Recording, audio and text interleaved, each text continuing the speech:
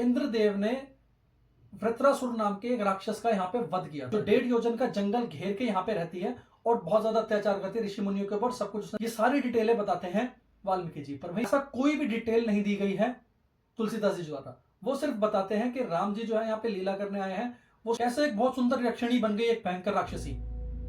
कैसे उसका पिता चाहता नहीं था कि एक पुत्री हो, पर पुत्री हुई जिसको ब्रह्मा जी से कुछ वरदान मिला। इतनी पावरफुल थी कि उसने हर जगह आतंक मचा रखा था। और आज भी हमारे देश के अंदर एक बहुत बड़ा त्योहार उसके बिना अधूरा रह जाता है। आज मैं शुरू करने वाला हूं वाल्मीकि रामायण बालकांड सर्ग 24 और उसको कंपेयर करूंगा मैं तुलसीदास जी की रामचरितमानस के साथ। मैं बात कर रहा हूं ताड़का की। तो कैसे ताड़का के बारे में पता चलता है, जब राम जी को लेके विश्वामित्र जी जाते हैं अयोध्या से ताड़का वन की तरफ। तो बिना कोई देरी करते हुए शुरू करते हैं श्री राम का नाम लेके और हनुमान जी से आगे लेके। जय श्री राम। तो जहां पे वाल्मीकि जी बताते हैं कि जब गंगा पार कर रहे होते हैं लक्ष्मण जी और राम जी, साथ में विश्वामित्र जी होते हैं, तो उनको एक बहुत तेज ध्वनि सुनाई देती है, जिसके लिए वो पूछते हैं विश्वामित्र जी से कि ध्वनि है कैसी। तब विश्वामित्र जी उन्हें बताते हैं कि कैलाश सरोवर के ऊपर एक ब्रह्मा जी के मानस मन से एक कुंड पैदा हुआ जिसका नाम था मानस। उस मानस से एक नदी निकलती है जो अयोध्या के साथ साथ बहती है। सरयू नदी जाके इस पॉइंट के ऊपर गंगा से मिलती है और दोनों नदियों के मिलने की वजह से ये बहुत ज्यादा शोर पैदा होता है। तो तुम इसको प्रणाम करो और इससे पानी को छुओ और उससे आशीर्वाद लो। ये बात करते हैं वाल्मीकि जी। वहीं पे ही जब हम तुलसीदास जी की बात करते हैं तो तुलसीदास जी बताते हैं कि राम जी जो है वो अपनी लीला कर रहे हैं, उनको पता सब कुछ है। राम जी जैसे ही गंगा को छू रहे हैं तो गंगा का महत्व और ज्यादा बढ़ जाता है। यहाँ पे तुलसीदास जी बता रहे हैं कि गंगा मोक्षदायिनी है, गंगा कई जीवन देती है कई चीजों को, और कितनी पवित्र नदी है, और राम जी के छूने से उसकी पवित्रता और ज्यादा बढ़ गई है। वहीं पे ही वाल्मीकि जी जो है वो ज्योग्राफिकली बता रहे होते हैं कि क्या चीज है। जब वो लोग पार कर जाते हैं नदी को तो उस टाइम पे वाल्मीकि जी बताते हैं कि वहां जाके राम जी पूछते हैं विश्वामित्र जी से कि ये जो जंगल है, इतना भयानक जंगल कैसे है, इसके अंदर इतना जो शोर आ रहा है भयंकर भयंकर जानवरों का, इसके बारे में बताओ। तब विश्वामित्र जी उन्हें बताते हैं कि इंद्रदेव ने वृत्रासुर नाम के एक राक्षस का यहाँ पे वध किया था, जिससे लड़ाई करने के टाइम पे वो मलिन हो गए थे, उन्हें काफी भूख भी लगी थी। तो गंगा के जल से ऋषियों ने और बाकी देवताओं ने नहलाया था इंद्रदेव को, जिससे उनका सारा मल निकल गया था और उनकी भूख शुद्ध शांत हो गई थी। जिसकी वजह से वहां पे 2 जनपद बढ़े जिनका नाम था मल्द और कुरुष नाम के। और इंद्रदेव ने वरदान दिया कि यहाँ पे हमेशा समृद्धि छाई रहेगी। पर कुछ समय के बाद एक यक्षिणी आई जिसने यहाँ पे पूरी तबाही मचाई और सब कुछ बर्बाद कर दिया। और इस जंगल के अंदर वो और उसका पुत्र जो है वो साथ में मिलकर रहते हैं। उस यक्षिणी का नाम बताते हैं विश्वामित्र जी कि वो ताड़का है, जो 1.5 योजन का जंगल घेर के यहाँ पे रहती है और बहुत ज्यादा अत्याचार करती है ऋषि मुनियों के ऊपर। सब कुछ उसने तबाह कर दिया। और उसका बेटा है मारीच, जो इंद्र के बराबर ही पावरफुल है। और उसके मुंह के बारे में बताता है, गोल मुंह है, लंबी लंबी बाजुएं हैं और काफी बलवान है। ये सारी डिटेलें बताते हैं वाल्मीकि जी, पर वहीं ऐसा कोई भी डिटेल नहीं दी गई है तुलसीदास जी द्वारा। वो सिर्फ बताते हैं कि राम जी जो है यहाँ पे लीला करने आए हैं, वो सुन रहे हैं।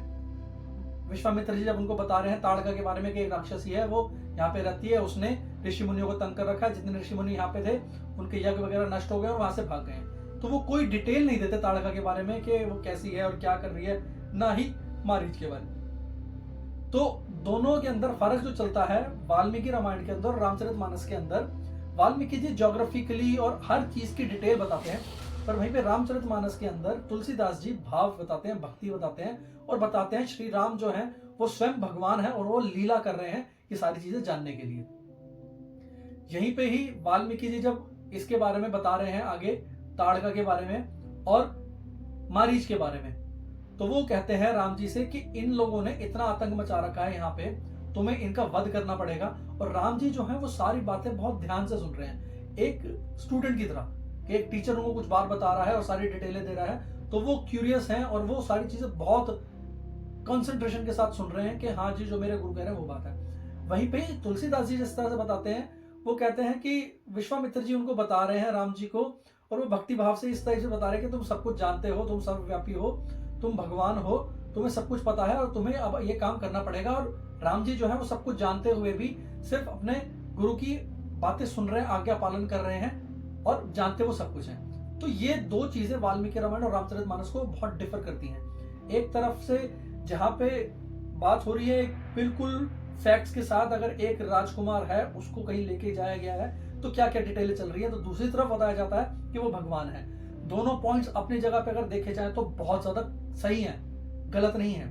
एक तरफ जहां पे भगवान आए हैं, उन्होंने जन्म ले लिया मनुष्य रूप के अंदर, अब वो एक राजकुमार है, उन राजकुमार ने शिक्षा ली, उन्होंने ट्रेनिंग ली, ये सारी डिटेलें बताई गई हैं जो होगा रियलिटी में, ये चीज हुई होंगी और वो सारी चीजें चल रही है और उनको उनके गुरु बताए जा रहे हैं। दूसरी साइड पे जब बताते हैं तुलसीदास जी, वो कहते हैं जब भगवान आए हैं उनको सब कुछ पता है, उनका उन्होंने लिया है ना, जन्म ही लिया, अवतार लिया है उन्होंने, इसलिए क्योंकि वो एक को मार सके और पूरी धरती को जितने भी राक्षस को तंग कर रहे हैं उन सबको नाश कर सके। तो ये सारी डिटेलें हैं, भगवान को सब कुछ पता है। तो तुलसीदास जी उस एंगल के ऊपर जाके बता रहे हैं कि सारा कुछ जानते हुए हैं, और जहाँ पे विश्वामित्र जी होगा, जब वशिष्ठ जी होगा, जो भी है वो सारे के सारे जान रहे हैं। ये बात वाल्मीकि जी भी एक्सेप्ट करते हैं। जब विश्वामित्र जी गए हैं पहली बार अयोध्या में, और जब लेने जाते हैं राम जी को, दशरथ जी से मांगते हैं, तो वो कहते हैं कि दशरथ जी आप ये मत समझिए इनको कोई मामूली, मैं और वशिष्ठ जी जानते हैं कि ये कौन है।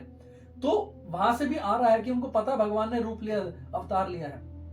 ये दोनों फर्क लेके चल रहे हैं वाल्मीकि जी और यहाँ पे तुलसीदास जी, यहाँ पे इतने कई सालों का, कई हजारों सालों का डिफरेंस लेके चलते हैं। तो यहाँ पे जो है बाल कांड का सर्ग 24 कंप्लीट होता है। अगले सर्ग के अंदर जहां पे डिटेल में बताया जाएगा वाल्मीकि जी द्वारा कि ताड़का कैसे ताड़का बनी, कैसे उसका जन्म हुआ, कैसे उसका कहां विवाह हुआ, वो क्यों राक्षसी बनी, उसने ये क्यों तबाही मचाई, ये सारी की सारी डिटेलें हम पढ़ेंगे अगले सर्ग 25 के अंदर। तब तक के लिए मुझे आज्ञा दीजिए। जय श्री राम।